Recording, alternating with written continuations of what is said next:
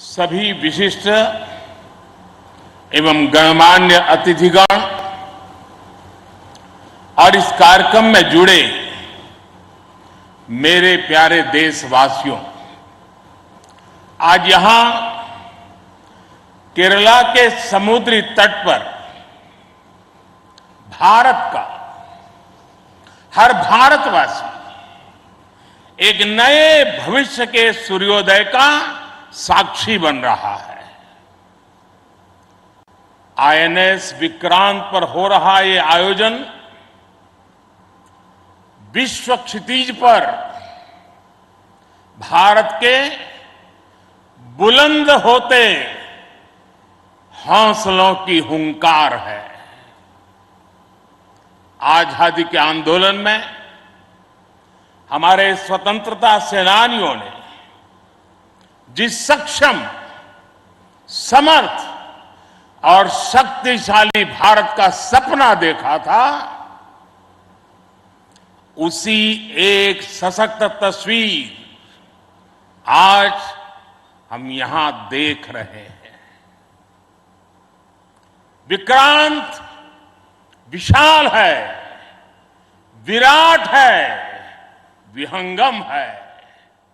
विक्रांत विशिष्ट है, विक्रांत विशेष भी है।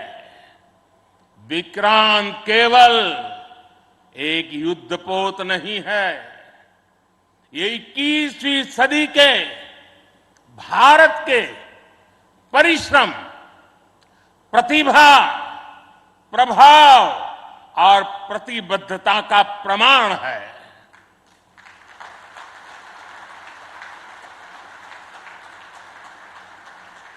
यदि लक्ष्य दुरंत है, यात्राएं दिगंत है, समंदर और चुनौतियां अनंत है, तो भारत का उत्तर है विक्रांत।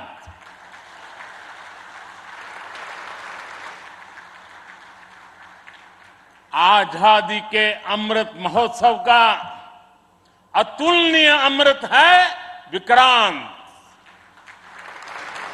आत्मनिर्भर होते भारत का अद्वितीय प्रतिबिंब है विक्रांत।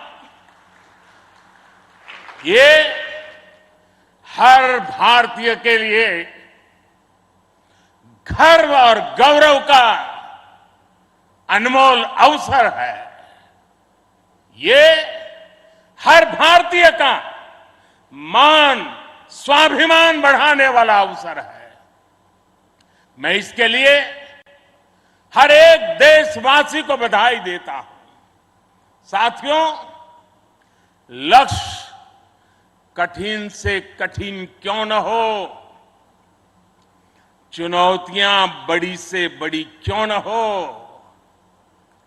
भारत जब ठान लेता है तो कोई भी लक्ष्य असंभव नहीं होता है।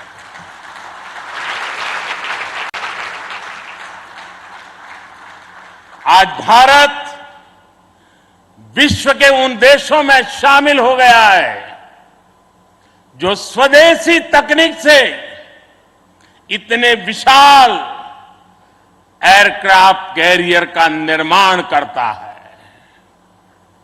आज आईएनएस विक्रांत ने देश को एक नए विश्वास से भर दिया है।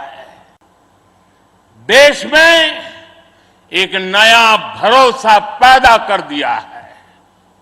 आज विक्रांत को देखकर समंदर की ये लहरें आह्वान कर रही है, अमर्त्य वीर पुत्र हो, अमर्त्य वीर पुत्र हो, दृढ़ प्रतिज्ञ सोच लो, प्रशस्त पुण्य पंथ है, प्रशस्त पुण्य पंथ है। बढ़े चलो, बढ़े चलो, बढ़े चलो।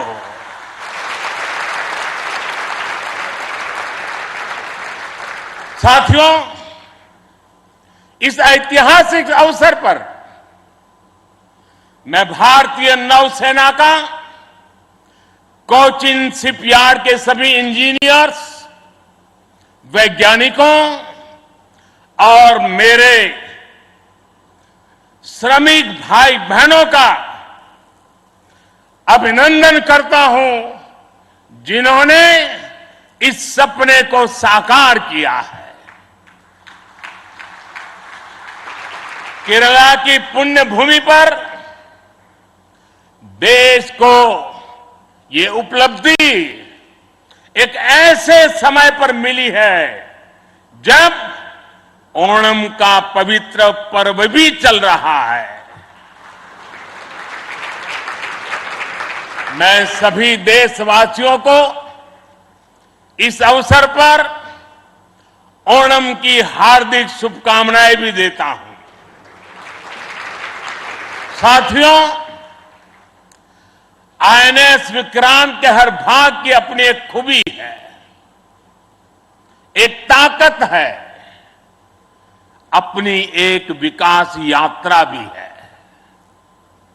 ये स्वदेशी सामर्थ्य, स्वदेशी संसाधन और स्वदेशी कौशल का प्रतीक है।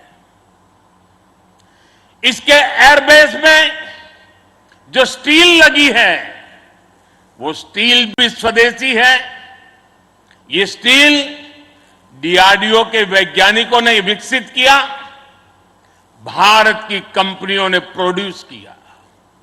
एक युद्धपोत से भी ज्यादा एक तैरता हुआ एयरफील्ड है, एक तैरता हुआ शहर है।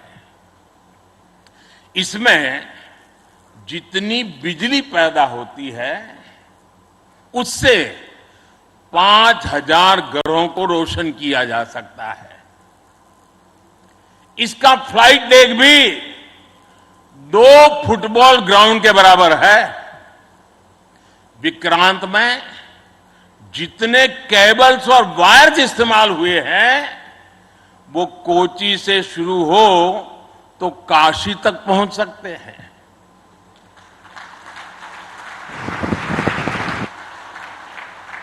ये जटिलता हमारे इंजीनियर्स की जीवटता का उदाहरण है। मेगा इंजीनियरिंग से लेकर नैनो सर्किट्स तक पहले जो भारत के लिए अकल्पनीय था, वो हकीकत में बदल रहा है। साथियों, इस बार स्वतंत्रता दिवस पर मैंने लाल किले से पंच प्राण का आह्वान किया और हमारे हरि जी ने भी इसका उल्लेख किया।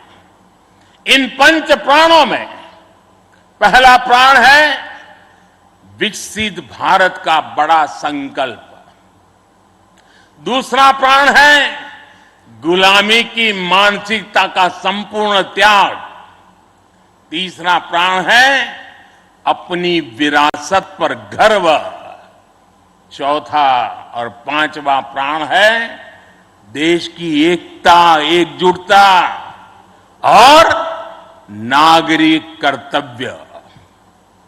आईएनएस विक्रांत के निर्माण और इसकी यात्रा में हम इन सभी पंच प्राणों की ऊर्जा को देख सकते हैं।